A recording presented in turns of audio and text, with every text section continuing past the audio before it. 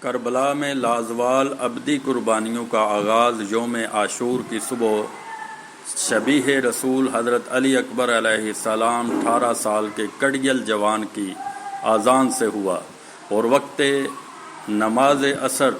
نواسہ رسول جگر گوشہ حیدر و بطول امام الشہداء حضرت امام حسین علیہ السلام کے سجدے پر تمام ہوا۔ کائنات قیامت تک ایسی اذان اور ایسی نماز کی مثال پیش کرنے سے قاصر رہے گی، بلکہ اس اذان اور نماز کے درمیان وقفے میں جس جوش و جذبہ ایمانی سے خدائے بزرگ و برتر کے حضور اپنے خون سے شہادتوں کی تاریخ رقم کی گئی، اسے یوم محشر تک ہر زمانے میں عقیدتوں بری سلامی پیش کی جاتی رہے گی۔ نواسہ رسول علیہ السلام جگر گوشہ بطول فرزند مرتضیٰ حسین ابن علی کی قربانی کو صرف مسلمانوں کے لیے مخصوص و محدود سمجھنا حسینیت کو نہ سمجھنے کے مترادف اور نا انصافی ہے۔ اسے قرین انصاف کہا جائے یا یوں کہا جائے کہ حسینیت انسانیت کی معراج، ہر رنگ و نسل کے لیے حق کا معیار، زندگی اور موت کو سمجھنے کا شعور ہے۔ یہی وجہ ہے کہ دنیا کے گوشے گوشے میں ہر زبان، ادب اور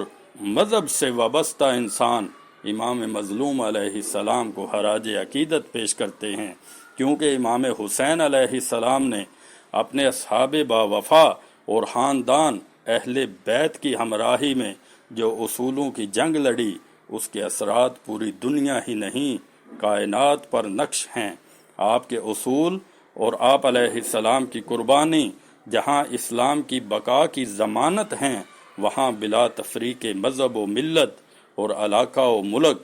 عدل و انصاف کی فراہمی، آزادی کے حصول، حقوق کی جنگ، فرائض کی ادائیگی، جذبہ ایثار و قربانی، عزم و ہمت اور جوش و ولولے کی جاویدانی پیغام بھی ہیں۔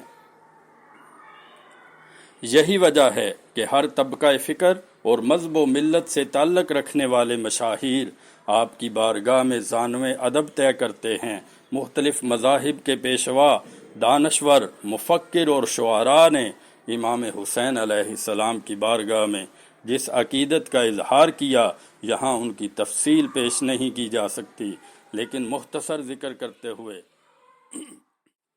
عرض کرتا ہوں۔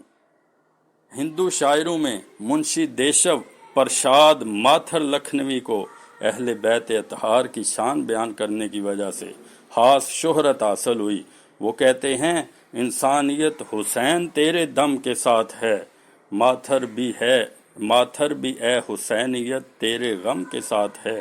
انہی کا ایک اور شعر کچھ یوں ہے کہ مسلمانوں کا منشا عقیدت اور ہی کچھ ہے، مگر سبط نبی سے میری نسبت اور ہی کچھ ہے۔ معروف مصنف تھامس کارلائل کربلا سے حاصل ہونے والے